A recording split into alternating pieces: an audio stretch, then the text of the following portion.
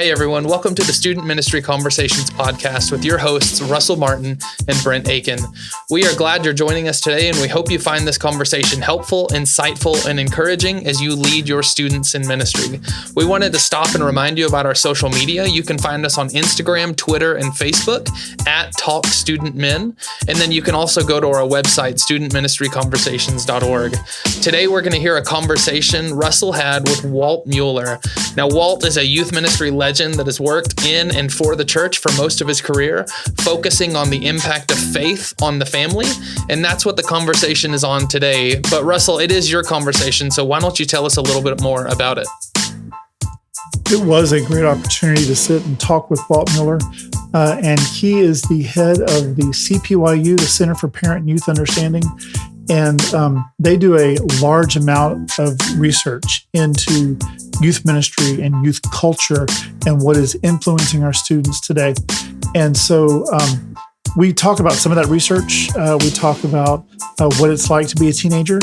We talk about why it's important for youth leaders and parents to understand what's influencing their kids and how youth directors can work with parents and equip parents to be that faith influence in the lives of their students. So I'm not going to give you everything. I'm going to let you listen, but it was a great conversation, and I'm looking forward to you hearing it and to hearing what you think about it as well.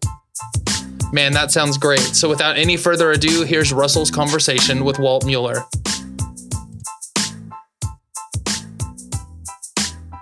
All right. Well, hey, everybody. Welcome back to the Student Ministry Conversations podcast. My name is Russell Martin, and I am thoroughly excited to have a special guest today, Walt Mueller.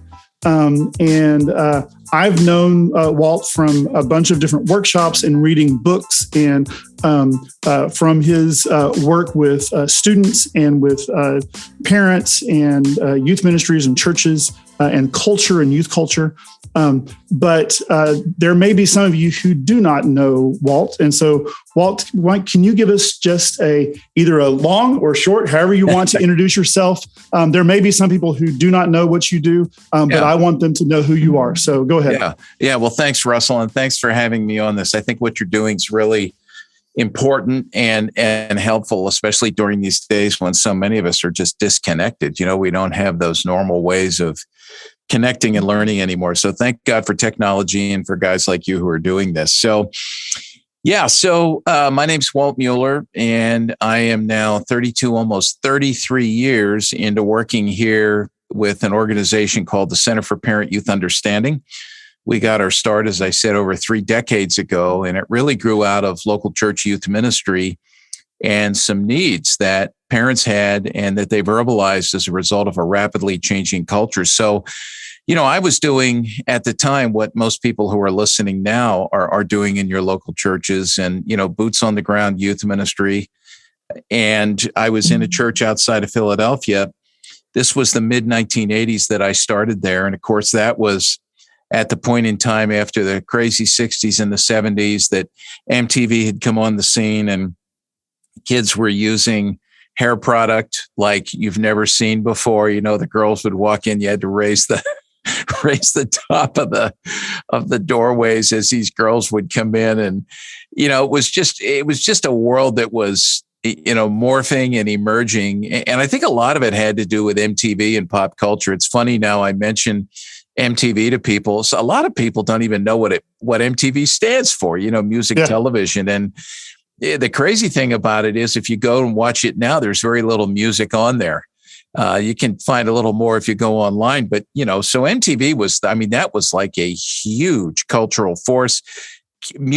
Popular music had been popular, you know, had been a strong influence for about 3 decades at that point, and it was growing in influence. And MTV comes on the scene and just resurrects the world of music. And now kids not only hear music, but they see the stories, they see the interpretations. And so more the senses are engaged, and it actually was having a greater influence. And that influence was, you know, sort of stringing out and growing into all the other areas of the teenagers' lives. And so parents were concerned about that. You know, they were seeing a rise in sexual activity among kids, attitudes, values, behaviors were changing in so many areas. And the parents a small group of them came to me, and they felt comfortable.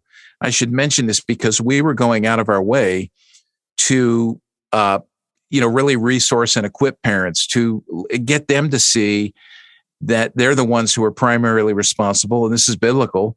It's also anecdotally and research-wise correct and verified.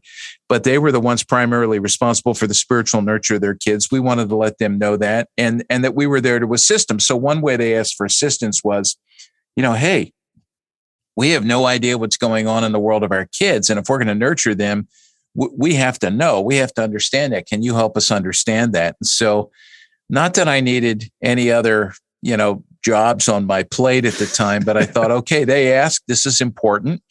They see themselves as cross-cultural missionaries. We've been hoping for this. So let's do what we can in the limited ways we know how to help them understand this world. So I started to meet with them regularly.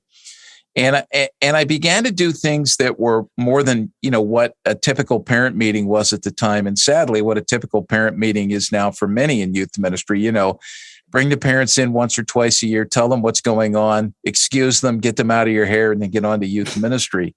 With these meetings, we were like, okay, we're going to equip you.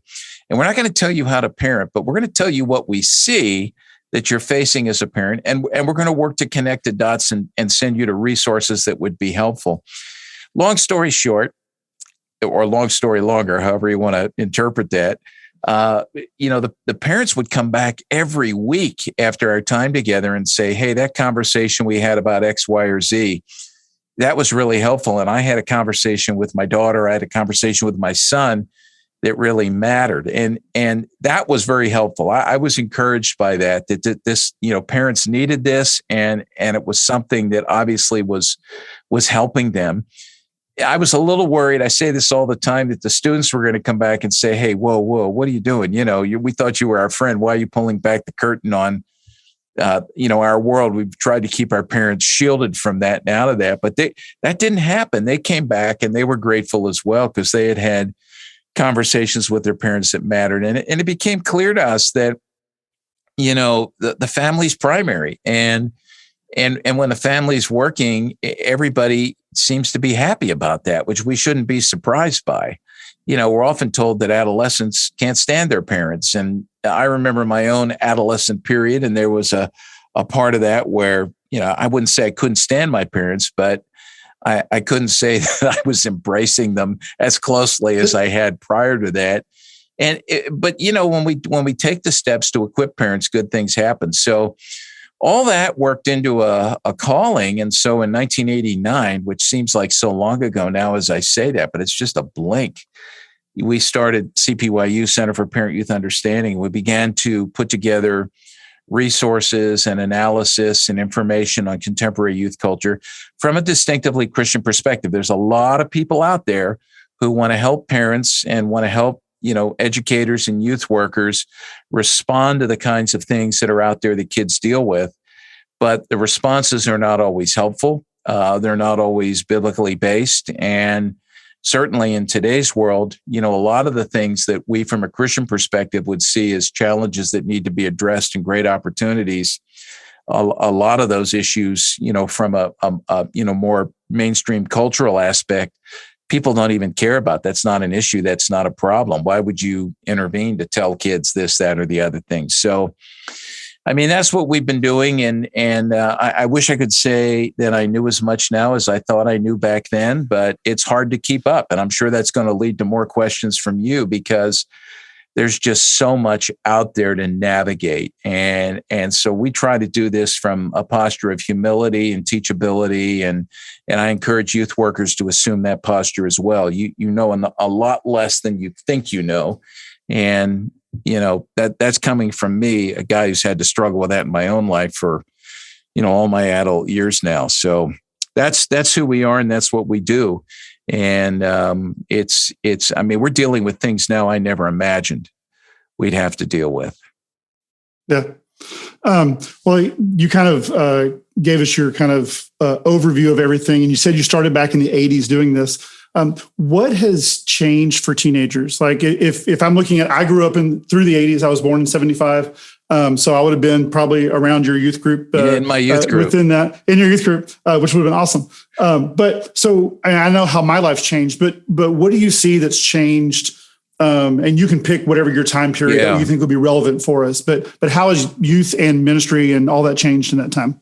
Yeah. It's really interesting. I talk a lot about change, and every now and then I'll have someone, when I'm at a church or in a community, someone will raise their hand and say, everything you've described to us, isn't it true that there's really nothing new under the sun? And that's biblical. And I would say, to some extent, yes, because the biggest problem that kids have to deal with today is the biggest problem you and I had to deal with when we were kids, and we still deal with as adults, and that's our own brokenness and sinfulness, our sinful hearts. It's just, I think now there's a lot more opportunities to indulge your sinful heart, to have your sinful heart entertained and enticed. And I also think that a lot of the things that we used to have guardrails and warnings about, to stay away from, things that we used to call vices are now being seen as neutral or even virtuous. And so a lot of those guardrails are down. And I think that's a big way that it's changed. But, so for example, if I would talk about substance abuse, right? People say, we had weed, we had marijuana, we smoked pot back in the 60s and the 70s. Yeah. Obviously it wasn't legal any place. That's one way it's changed. But an even bigger thing is, it's more accepted. And, as a result, I think a little more widespread, although the statistics go back and forth on that.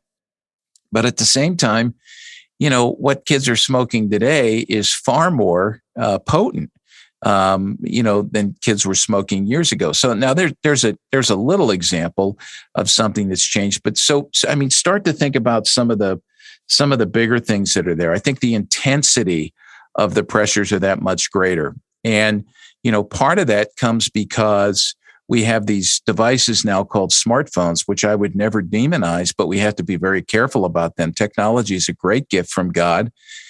But we can, just like with anything else in life, we can really abuse that. And instead of it being used to advance our human flourishing, to become more human and become more of the people God has called us and created us to be, is that it can undermine our human flourishing and really undo us. And I think we're seeing that a lot with kids. So you've got that. And then when you couple that with the fact of the decline of time with parents and the decline in healthy structures in the family, and kids being, even in two-parent families, being left to themselves, in some ways to raise themselves, at least, in terms of what they believe and how those beliefs inform behaviors. You've got an interesting mix there, which just as you turn down the volume on one thing, it turns up the volume on the other. And so I think that's something that we definitely need to be aware of. So, just very quickly, I'll throw some topics out that I think are these are ones that we deal with here. And so obviously the technology thing, I just completed I taught a course for about 40 grad and undergrad students up in Canada through Marv Penner's group, the Coalition for Youth Ministry Excellence. And I'm grading all the papers now. So I'm buried in that. But one of the exercises that we did was they read Tony Reinke's book, 12 Ways Your Phone is Changing You, which I can't recommend highly enough. I think all youth workers should read that, and they should get it in the hands of all parents. And I had them read the book, and the exercise was, I want you to write a response paper. And the response paper, you need to list of all the 12 things that Tony lists, in your students, rank 1 through 3. Talk to me about 1 through 3. What are the biggest, and then look at yourself and talk about 1 through 3. And then finally, the last part of the exercise was, I want you to write a pastoral letter to your students based on what you've read and everything else we've talked about in class about technology and God-glorifying use of technology. It's been fascinating and frightening to read the papers, because I will tell you overwhelmingly, the number one issue is distraction. I think 90% of the youth workers in that room said that the thing they see more than anything else in their students' lives is distraction. They can't pay attention. They can't sit still. They're constantly jumping from window to window on their smartphones, from app to app. And then they also said, that's the number one problem for us. That overwhelmingly, that was the number one issue, that they themselves were being distracted. And so, when you think about that, how are we going to instruct our students or keep their minds on things, either in the classroom or in, when we're with them in the youth room, to engage them in Bible study, or when we're teaching them or speaking to them? It just creates a battle. Some other things, things we never talked about, fear of missing out, the fact that we can name it now, FOMO, dissatisfaction with my appearance. Look, I'll just confess this. I mean, I never looked in the mirror and went, whoa, you're awesome. Kids have always dealt with that. But now you just don't have the mirror in the school hallway. You have that 24/7 presence of social media, and the fact that kids are curating themselves, reforming themselves, putting themselves out there just to get likes, the social capital of the likes and the comments. And it's undoing them because they can't be themselves. This undermines vulnerability and community. And it's called social media, but it undoes healthy social connections. So our kids are dealing with that. I'll mention one more here, anxiety. I don't know what it was like, Russell, when in the 80s, when you were going through your teen years, but we never talked about being anxious. And then suddenly, just think about on our college campuses, the healthcare centers used to be about physical health. Someone had a cold, someone sprained an ankle, it was sort of a gateway to further treatment. If someone injured themselves and they needed to go to the hospital, you go to the campus, health center first. Well, a few years ago, we started to hear that the staffing at the health centers was leaning more towards mental health professionals, much less about physical health and injury and illness. And that depression was the number one health issue they were seeing on college campuses. That has morphed in the last few years into anxiety being the number one issue. And that's filtered down, to younger and younger ages. So we have spent a lot of time here at CPYU just looking at that, trying to unpack that and look for, biblically based, gospel-centered responses to anxiety, because the scriptures certainly do speak to that. So, that's just a handful, just a smattering of what some of the changes are, So if I could say this, so many idols are popping up and being propagated in our culture. And that's a great challenge to those of us who are Christian parents and those in youth ministry. And we need to be aware of them and point them out and address them and point our kids away from them. A couple of things that you threw out in there that just kind of took me back. I've heard you talk about the depression stat for college campuses. And I guess I've kind of always just kind of put depression and anxiety in together. I know there's differences in that, but some can lead to different. Do you have like a short, just kind of talk about depression and anxiety, and that would be helpful for parents or leaders? Yeah, and this is where let me preface my comments by saying, we've leaned a lot into professionals and counselors on this. And I think every youth worker needs to be ready to resource parents at the drop of a hat. Like immediately when you get the phone call or the knock on the door, from the distraught parent who says, my son or daughter is depressed or dealing with debilitating anxiety. And what you need to be ready with are good referrals for good Christian counseling that sees the scriptures as a solution and not part of the problem, to get your kids help. And I would say this, youth workers not only know who you're going to refer to, but be ready to tell parents, even if your insurance doesn't cover who I'm referring you to, you need to go there, because there's nothing more important or more valuable than the spiritual health and well-being of your child. So a big part of it is, and again, we're not counselors, so we can't diagnose, but we do need to realize that there's a difference between that which is diagnosable. So, when someone's diagnosed with clinical depression, And we have some helps on our website on this. If people just go to cpyu.org and search, there's some wonderful tools that we've created. The parents that youth workers can use and pass on to parents. But so there's a difference between just sort of having the blues. I deal with the blues quite a bit. Post Thanksgiving, had the blues. I think a lot of people talk about that. It could have something to do with all the sugar we consume. I'm not sure, but that certainly contributes to it. But the blues and depression, that which is diagnosable. The same thing with anxiety. That anxiety is, there's a generalized anxiety. Not every kid who says they struggle with anxiety is really struggling with anxiety. I think kids are overdiagnosing themselves. I think parents are overdiagnosing and I think they're jumping too quickly to quick fixes like medication that are not a fix at all, except in severe cases where it's justified, but a cover-up of some of the deeper issues. I think a lot of, there are anxiety disorders, no doubt about that, but let a professional diagnose that. But I think a lot of our kids right now, the anxiety that they're feeling is just the normal stresses and strains of life. Things that if we weren't running interference for them as parents all the time, and we were letting them get into stressful situations where they have support and encouragement from mom and dad, that's the kind of stuff that builds resiliency and prepares a young person for a healthy adulthood. And I think we're undermining that. As Jonathan Haidt and Greg Lukianoff have said in the title of their book, The Coddling of the American Mind, we're coddling our kids way too much. And we are living with this belief, as they say, the great untruth of fragility, they call it, that what doesn't kill you will hurt you.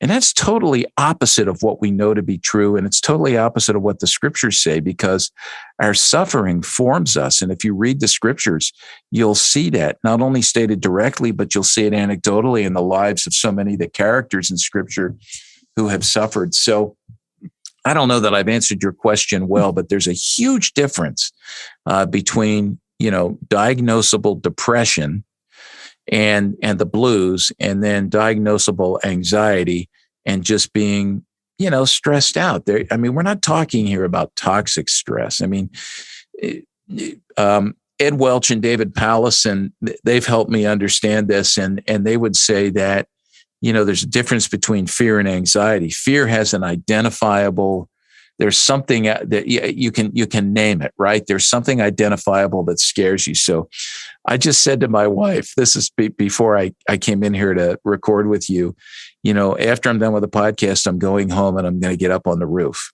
Now, why did I have to tell her that? I got to get the leaves out of the gutter. I hate going up there. That's my fear. So, hopefully this isn't the last podcast I'll ever record. But I have a fear about that. Anxiety, they would say, is more of just a dread. You can't name what it is, but you just have this constant sense that something is out there that's going to get you unless you can identify it and get it first. And unfortunately, our kids are living under that. And I think a lot of it is, this would change if A, we spent more time with our kids and supported them more, and B, let them know that life is hard and the hard things in life shape us and form us. They don't paralyze us. They don't undo us. It may feel that way in the moment, but man, the growth, this is what we do when we exercise, right? Physically, you strain your muscles and they hurt, but that builds strength and resilience. Yeah. And thank you so much for dropping some of these books. I will definitely look those up, and if you have links from your website, we can include those, or I can look them up on Amazon and do it that way.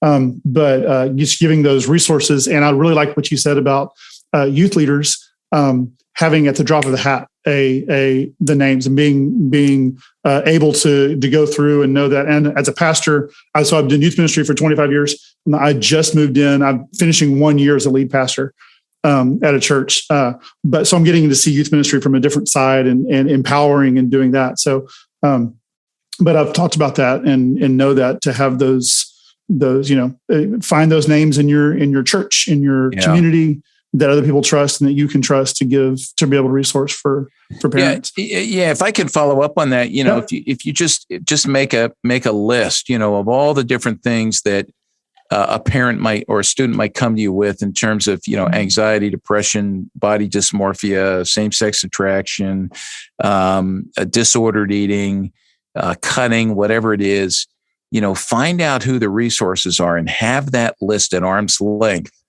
And even, there's some nice little books out there on all those things that would be a good start to encourage parents.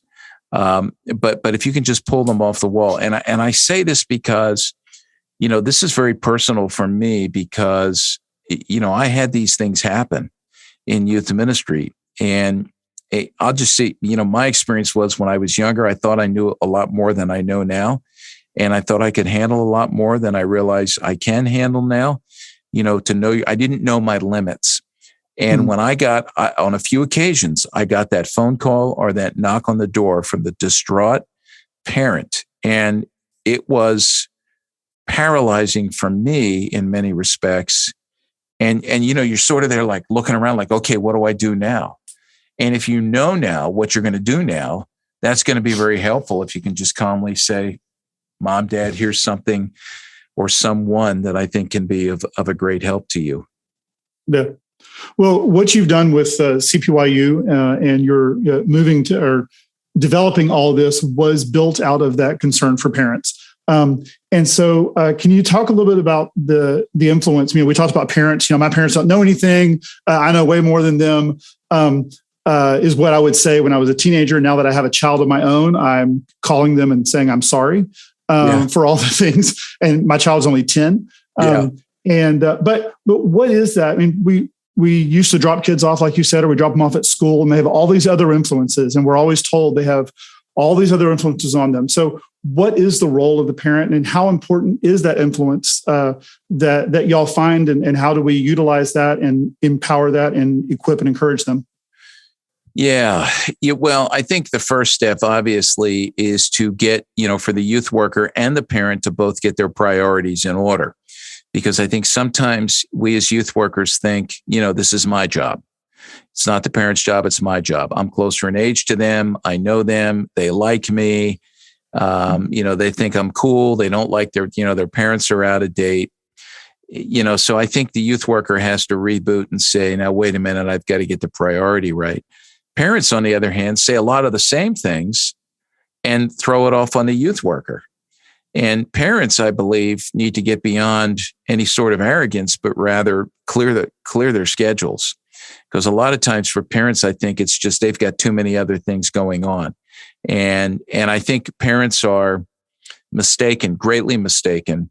They're very wrong when they think, okay, my son, my daughter needs to have a spiritual component to their life, but they see that spiritual component as just one box or component among many others that are equally important.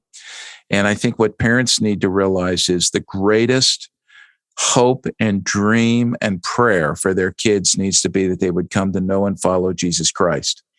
And that, the job of doing that, parents need help, obviously, but it starts with us, So I'm a grandparent now. I have 4 kids and 6 grandchildren, and I don't think it's gotten any easier. That's for sure. There's so much more that parents have to wade through. I look at my kids and go, oh man, the stuff you've got to deal with your kids. And it's hard. I've had the hard conversations with my youngest grandchildren just about the kinds of things they have to navigate. So if you get your priorities right, that you realize that God has blessed this, right? Parents need to realize, even though it's difficult right now to raise kids in this world, it's like the incarnation. We're going to celebrate the coming of Christ very soon. And with Christmas, and the incarnation was God sending Jesus as a particular man, particular time, particular place to particular people with a particular message. And there's particularity for us as well in terms of God's will, that we're not here by mistake and we don't have these children by mistake. This is in God's design and grand plan that we're particular parents with these particular kids facing these particular issues. And so I think that That's an important thing. And parents need to realize it's not behavioral conformity that we're shooting for. It's a heart change out of which comes a desire to be obedient to God.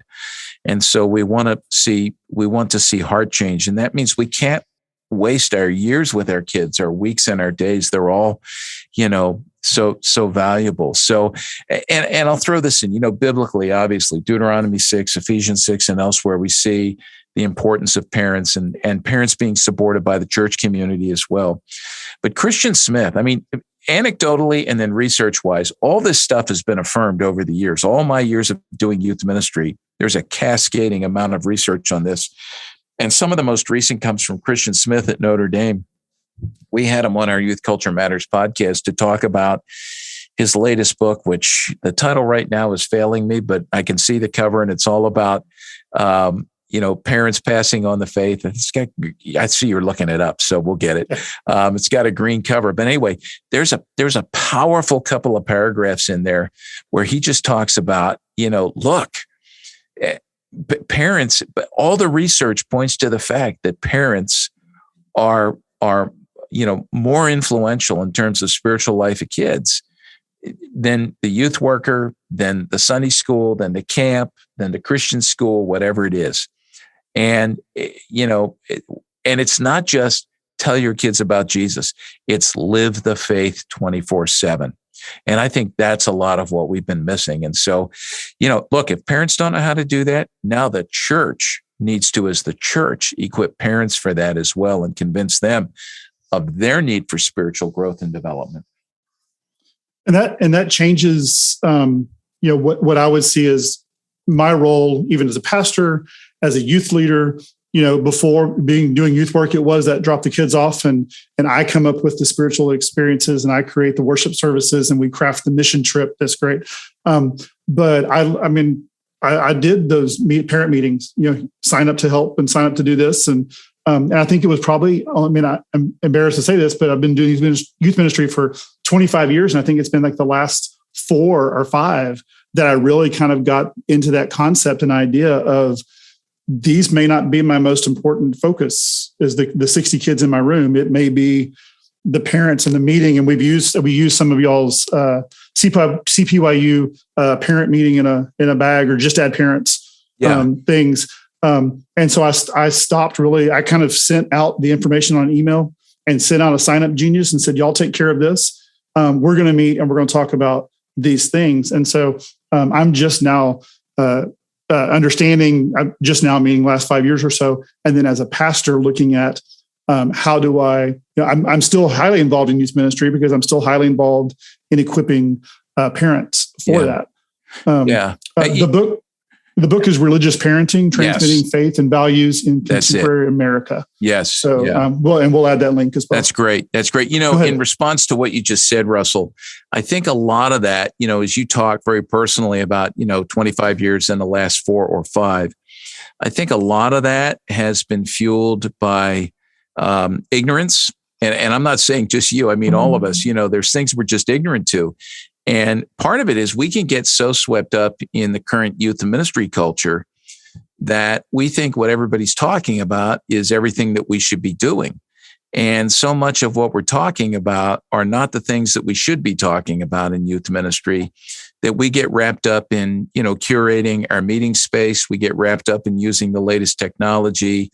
We get wrapped up, in this, that, and the other thing. And we sometimes just don't realize how important things are, or some of these important things slip because we just don't have time. So there's the ignorance factor, and I use that word ignorance. We just don't know. But there's also, I think, sometimes a timidity factor where we're timid. Like, I don't have kids. These parents, they could be my parents. What am I going to say or what am I going to do? And that's where I think you can't forfeit your influence on parents because you haven't parented yet. You can be a dot connector. So if you go out and you look for what the best resources are that are out there, as you're listening to parents to find out what it is that they're hoping they can get connected with, you can serve to resource them that way. Just get things in their hands that are helpful. I do think for a small number of youth workers, There's a third factor, and sometimes that's the arrogance factor. And, my generation of youth workers I don't think there's very few of us who I think were intentionally arrogant. I just think it was a functional arrogance that for some reason we believed we could do it better. And, it's kind of like, you're a dad, right? So you and I both knew a heck of a lot more about parenting before we had kids. That holds true for everybody, right? And that always cracks me up, and you just have to repent of that. Even not just things you said to others, but the thoughts I had about parents over the years, like, why don't they do this, or why don't they do that, or if they only did this or that, give me your kid and I'll fix your kid. No, it doesn't work that way. So, again, it does not matter how young you are. You can resource parents. You don't have to teach them about how to parent, but you can get the right resources in their hands and connect them to the things that they really need. And I think that was one of the biggest things you said at the very top, was that there's a difference between equipping parents and telling them how to parent. Yes. And finding those resources. So, as a youth leader, listening to this out there, we've done a lot of kind of 10,000 foot view and theory and philosophy type stuff. What are some practical ways that a youth leader can equip, encourage, empower parents for ministry to partner with them? Do you have just some, a list, however many list of some quick ideas or thoughts that someone can take and go home and go, hey, I can do this and this? Yeah. So let me give you some things I've been thinking about lately. Because Christmas is coming up. This is the time all the youth workers are saying, I need to get a gift from my parents. What do I get them? Mm-hmm. And B, I'll talk a little bit about what we do here, because a lot of the resources that we put out here have been generated specifically to answer that question, that you had there. I think, the first thing would be, we like to read here, and we realize that reading is the way that we learn, and certainly reading when it comes to God's word is a way that we grow in our faith. So, I would, one of the things I would do is suggest to parents, and this is a great time to do it because the New Year's coming up, getting them involved in some sort of daily devotional guide. If they can, because many parents don't have a devotional life, at least it's not consistent. But if they could have a consistent devotional life that uses good resources, that would be great. So, I was thinking this morning, I got to put a blog post up about, and I'm going to do this in the next couple of weeks. What are some of the 10, what are the 10 best annual devotional books that I've used that have been really helpful? And so I'll give you an example. We are finishing up a few of us, devotional guide by a pastor who died back around 2000. I think James Montgomery Boyce from Philadelphia used to run a radio show that you can still listen to called the Bible Study Hour. And Boyce was quite an influence on me, a great expositor of the scriptures. And he has a devotional guide called Come to the Waters. And it starts in Genesis and goes right through to Revelation, selected passages all the way through. So, we got to Hebrews today, the beginning of December. So, getting something like that in their hands, and go a step further. What we did here at CPYU was we actually set up a Facebook group for youth workers and any parents who wanted to get in.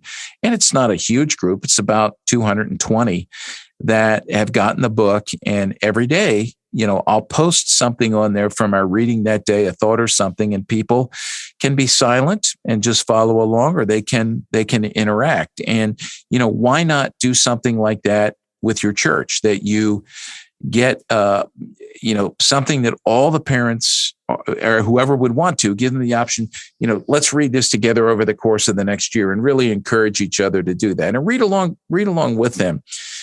So that's one example. There's lots of good scripture-based daily devotionals as well. Next year, we're going to use one from Alistair Begg. The title right now fails me because I don't have it in front of me, but he's got a daily devotional that's out. We've used things by Tim Keller in the past, his devotional on the Proverbs, his devotional on Psalms. You can find these things, and they're not overwhelming, but they just, our habits form us. And science says that. Anecdotally, we know that. And so the more we do this, the deeper we go. So that would be one thing. The other would be to make your parents aware of what's happening out there in the world so that they're braced and ready for it. One of the things we've tried to do here at CPYU is stay either even with the curve or ahead of the curve. So if we see or sense something, we'll make people aware of that. And we have a little tool that's a daily thing that, we want youth workers. It's free. Just pass this on to parents every day. We do a little 1-minute daily podcast. You can find on our website at cpyu.org or wherever you get your podcasts. It's called Youth Culture Today, and you can subscribe to it and get it to your phone. It's only a minute long. And, we talk about all kinds of different things on there. So today's show, in particular, today's podcast, the 1-minute spot, is on, how do we get our kids to read paper Bibles? And is that really a big deal? Because we're learning that just reading off the screen, while the screens are wonderful for reading the scriptures, it kind of undoes us if we don't have a balance. And so we just gave parents something to think about there with some of the data that's out there and the ways that a paper Bible can be helpful. And we finished by saying, if your kids don't have one, get them one for Christmas. That kind of thing. So just again, I like to think of like I always thought of myself in youth ministry, and I still do, as a dot connector. If I can know people and know resources, somehow, if I can serve as a straight line that connects those people to those resources, to connect the dots, then I feel I can go to sleep at night and go, today was a good day because we really were able to help people out. So those are just a couple of ideas. And, I would say to just based on what we do, and I know there's other organizations that are helpful as well, just go to our website. Just about all of our stuff is free. And we have hundreds of downloads and PDFs. We have a whole series of about 100 right now. We call them family table talk devotionals. Simple little 10 to 15 minute dinner time devotion. You can do one a week. You can do one a night. They're free. You download them, and talking about scriptural truth and applying it to things that really matter in life that kids and families face. So, all kinds of things like that. Just do whatever you can to stay in touch with parents and throw things at them, good things. So I have two kind of final questions before we wrap up. You talked about social media, you talked about youth leaders and what's ahead of the curve, and you've talked about balance a lot. So you haven't condemned social media or said iPhones are evil. You talked about balance in the Bible in the same way. So how do youth leaders, and this is probably more for youth leaders than parents right now, but how do youth leaders keep up with the social media and utilize those tools without contributing to the distraction? Yeah. A couple of, there's so many things I could say there, but let me give you just a couple of practical things. One is through your use of social media, the way that you use it, never lean into it as a better way to connect with students than the face-to-face. And I think one, that's going to foster deeper relationships with your kids. But two, I think it's going to model to your kids something more valuable. There's something better here. And this is a tightrope our kids walk, and they really need to be nurtured through this and convinced that what they're seeing and hearing on social media, that's not where they build their identity. Their identity needs to be found in who they are as a human being, uniquely made and loved by God, made in the image of God. And when they're in Christ, what God sees is Christ's righteousness. They've got nothing to prove to God, and to work through the difficulties of our identity being, as we've heard kids say, what I look like. It's only found in what I look like and what other people think of me. And look, we all struggle with that when we were teenagers to some level, but 24/7 to the extent that we have it now, it's unbelievable. I mean, God bless these kids having to navigate that. So that'd be the first thing I'd say. The second thing would be, model good practices and habits in regards to how you use social media, particularly what you post. And we put together a little guide that really came out of my own struggle with this. And it's been helped along by some others as well, that we call How to Take a Purposeful Pause. And you can find it on our website. Just, get on there and search Purposeful Pause. And that little handout gets you to, we do everything in the moment now. That's an underlying cultural trend, living in the moment, carpe diem, seize the day, live in the moment, follow your heart. There's nothing more dangerous than that, by the way. And our kids are buying into that.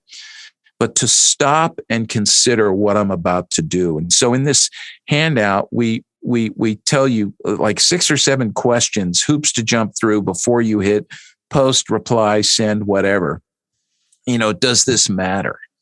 Does this glorify God or does it glorify me? Who am I trying to impress here? And when you go through that, about 95 to 98% of what we normally post automatically gets eliminated. And you're living counterculturally now, which is what we're called to do. So, if youth leaders can model that and teach that, that's a great thing. The last thing I would say is don't become over-reliant on technology in your ministry.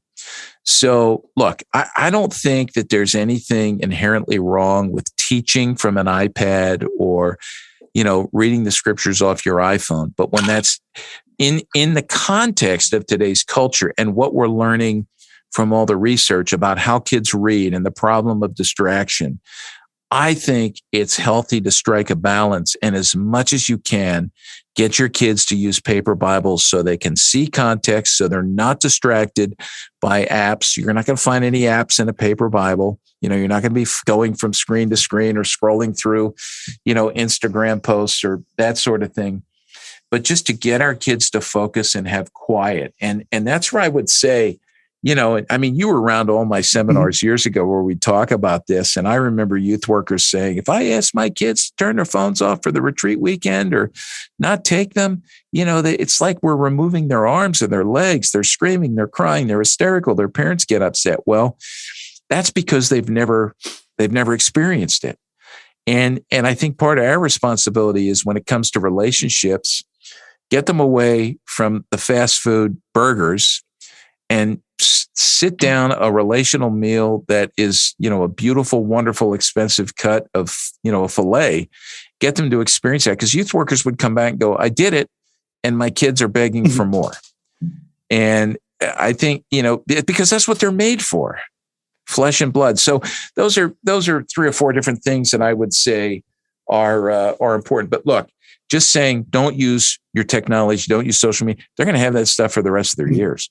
The rest of their lives. We need to train them how to use it well. Yeah. And that's one of the workshops I did with my parents was parenting teens with cell phones setting those, helping them. Yeah. Tech-savvy parenting, helping them to teach their kids how to do it well. So when they do go off on their own, they've had practice and they have built those habits and doing those things. You did mention that y'all kind of stay on the curve or ahead of the curve. Anything around the curve that are right now that we should be looking out for? Or? Yeah, let me give you a couple things I'm thinking about. And this means if I state them publicly, then I got to hunker down and do some work on them. But I'm watching. Okay, so we're a few months into the NFL and the college football season. We've had sports gambling for years. But you and I cannot watch a game at any level anymore without seeing what seems like dozens of gambling commercials. And not just gambling, with apps. It's right there. You don't have to go to a racetrack or to a casino. You sound old when you say that even. And then they're giving you free money, which brings, there's a science behind gambling. And so I think that's a trend we're going to need to watch. Because I think our kids are especially susceptible to that, because who doesn't want to make a few bucks as fast as they can in the easiest way that they can and just sit on your rear end with a phone in your hand while you're watching the game? What a great way but man, that's a rabbit hole you get sucked into. So I think parents need to be aware of that. And then this is not necessarily new, but I'm hearing it more and more. This whole notion of, I can be and do whatever I want to be and do. Self-rule has always been a problem. That's what got our first parents in trouble in the garden in the first place. But it's always unique, the different ways over the ages where you hear that verbalized and how you hear that verbalized. And I would just say to parents, keep your ear to the ground for things like that. Youth workers, keep your ear to the ground for things like that. So when you see a commercial or you hear a YouTube celebrity or, somebody who's out there in the public eye says, justifies their behavior by saying, I can be and do whatever I want to be and do, call that out and ask your students, is that true? What do you think of that? And is that really what God calls us to? Because I want to live under his will and his way. And that's where true freedom is found. Conforming to God's will and God's way. And, the things that we think bring freedom in life actually just imprison us. And so I think we need to, compare and contrast the scriptural truth with what we're seeing out there. And that's a lot of that is contained when you talk about follow your heart and why that's not always good. That's part of that talk. And I encourage anybody, I don't know if those talks are up somewhere, but that was one of the ones that struck me with you put all the commercials up there about you can have it your way, McDonald's and Burger King. Yeah. If you just sit down tonight and you watch television, which many people will do. I mean, whether you do it for an hour, 2 hours, or 3 hours, really pay attention to the commercials. When you open up your phone or your browser and, you're on social media and the ads start popping up, don't just look at what is being advertised, but the message that's there, how they're trying to sell it. Because what I say all the time is that, marketing messages, they're never going to successfully sell to kids all the product, but they will sell a worldview, a way of looking at life and beliefs that inform behaviors. And look at how many times the word you do this, you do that, you're the one who shapes you. When you start to see how much of that is out there, when you're paying attention, it's like, whoa. And, that does a number on us because that becomes normalized. Yeah. Walt, this was a huge, just opportunity to sit and talk with you. And I'm so thankful for that. And hopefully, maybe in the future, you'll have an hour to spare. And at some point, I'll do it anytime. I'll do it anytime. What I'll probably do is get a little more specific and go with like a more, dig into some of these topics. But what else? You've talked about what CPYU does. Is there anything else that you want to tell either youth leaders or parents that y'all do that you provide? Anything, just kind of your opportunity to kind of tell us about CPYU specifically? Yeah. First thing I'd say is just go to our website, cpyu.org. There's more there than is imaginable. Stay tuned. If you do sign up, if you get there, sign up for our weekly email, and we will keep you up to date on what's happening in youth culture through that and the kinds of resources that we are producing. I will say we're working on an app, and I don't know exactly when that's going to happen, but I'm hoping it's sooner rather than later. And that'll be a great way for parents, for youth workers to resource parents, would be to get them on that app.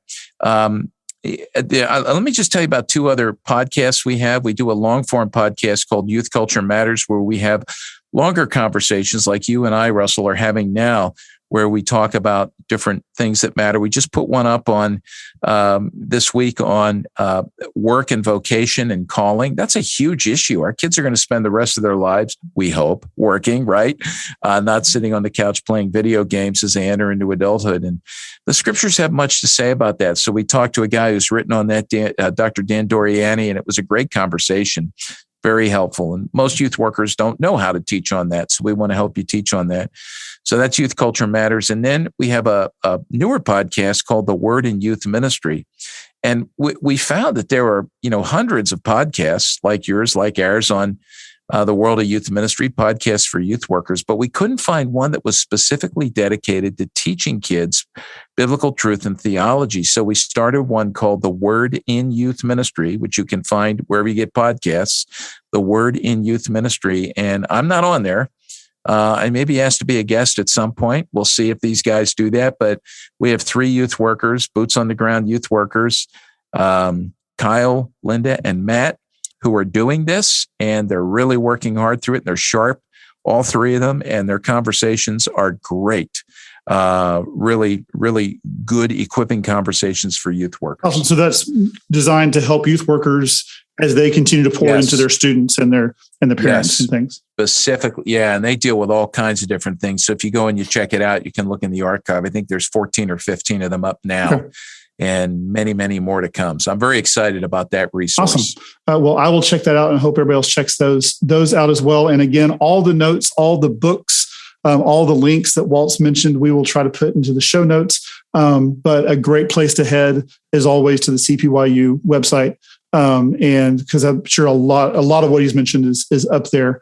And I shall check that out. So, Walt, we know to go to CPYU to get a hold of you, but if anybody else has questions or wants to see what you're posting or whatever, how do we connect with you?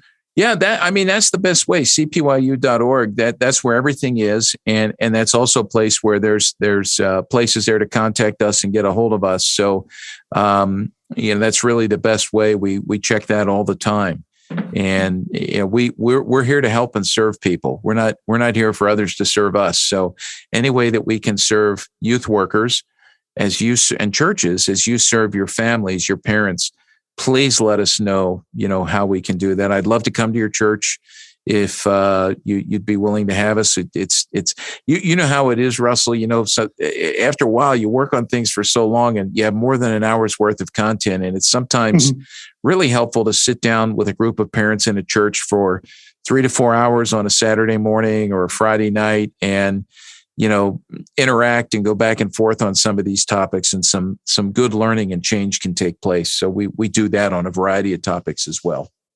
Yep. And you can find out those topics and how to sign up for those and work those workshops out. I can see that being great for a church or a district or any kind of combination of those. Do you do things like that through Zoom as well? Like if we had a group. Yep. Like everybody else, COVID forced us into that. So if someone's interested in a Zoom seminar, let us know about that as well. And I can connect with you that way with your group of parents. We've had a lot of fun doing those too. Yeah. Well, awesome. Thanks again for talking with us. And we are so thankful for your conversation, and we look forward to future conversations as well. Take care. Thanks, Russell. Hey, thanks everyone for joining us today. We hope you were encouraged and inspired by this week's episode, and that you found tools that you can use as you pour into the lives of your students. Yes, I hope you really enjoyed this, and I hope that you will take a moment and tell someone else. You can tag them on social media and tag us on Instagram or Twitter or Facebook. You can go and leave a comment on whatever platform you're listening to this podcast on. Also, you can help us out by going and buying a shirt or making a donation and helping us continue to keep bringing you these interviews and this content. So, Brent, we have one more conversation before Christmas, and it is yours. And so why don't you tell us a little bit about what we're going to hear for our last episode of this semester? Yeah, so next week I'm sitting down with Jessica Geiger, and we are talking about how to equip students that are called into ministry. Now, this is obviously a goal for all of us, and it's something that we all need to do, but there are some questions on what can we do to best encourage and best equip these students as they take their next step into ministry. And so Jessica's going to sit down with me and talk about that, and I am super excited about you guys hearing it. Well, I am definitely looking forward to that. I have started following Jessica on TikTok and seeing some of her ministry posts and things that she shares there.